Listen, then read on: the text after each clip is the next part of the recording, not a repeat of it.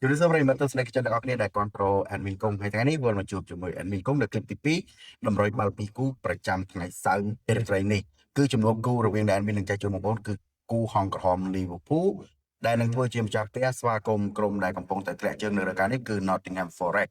សម្រាប់ក្រុមទាំងពីរបើយើងប្រៀបនឹងលទ្ធផលនាពេលកន្លងមក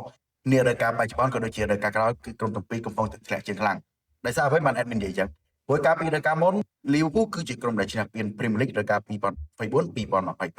ហើយចំណែករដូវកាលនេះបច្ចុប្បន្នដូចដដែលដដាមណាបច្ចុប្បន្នដូចជាសិននៅលេខរៀងទី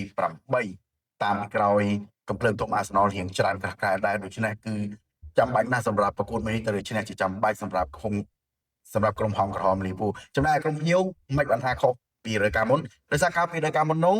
Nottingham Forest អាចឈានជើងទៅលេងនៅពានរង្វាន់UEFA Europa League ឬក៏ពានលំដាប់ពីរនៅអឺរ៉ុបហើយលទ្ធផលក្រោមការដឹកនាំរបស់គ្រូបង្វឹកចាស់គឺលោក Nuno Espirito គឺល្អមែនទែនប៉ុន្តែបន្ទាប់ពីលោកម្ចាស់ក្លឹប Nottingham Forest មានបញ្ហាជាមួយនឹងគ្រូបង្វឹកហើយក៏ការដកលោក Nuno Espirito ហើយដាក់ជំនួសដោយលោក Lopetegui ដែលជាអតីតអ្នកចាត់ការក្រុម Tottenham Hotspur ក៏មិនបានល្អហើយបន្ទាប់មកទៀតឥឡូវនេះក៏ធ្លាក់មកដល់លោក Sean Dyche ហើយការប្រកួតទើបតែល្អនៅពីប្រកួតចុងក្រោយទេចំណែកហង្សក្រហមមានតដាបទទួលសុទ្ធមែនតែយុគនេះកុំភ្លេចណាថាក្រុមទាំងពីររៀងធ្លាក់ជើងទាំងពីរនាក់ហើយហង្សក្រហមលេងនៅក្នុងទឹកដីត្រូវការបន្ទុកជាចាំបាច់ក្នុងការប្រកួតមួយនេះដូច្នេះសម្រាប់បងប្អូនគិតថាអូខេ Liverpool យុគនេះអាចជាពិបាកតិចក្នុងការ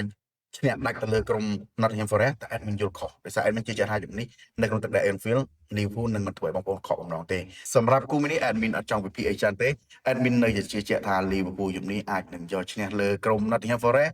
ដែលកំពុងតែធ្លាក់ជើងដូចគ្នា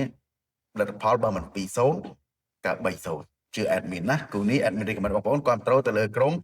ហង្សក្រហម Liverpool នេះគឺជាតម្រុយបាល់រួមទាំងអស់ទាំងคลิปមុននិងคลิปនេះគឺ2គូហើយណាដែល admin ចែកជូនបងប្អូនជារៀងរាល់ថ្ងៃអញ្ចឹងបើសិនណាជាបងប្អូនមានបំណងចង់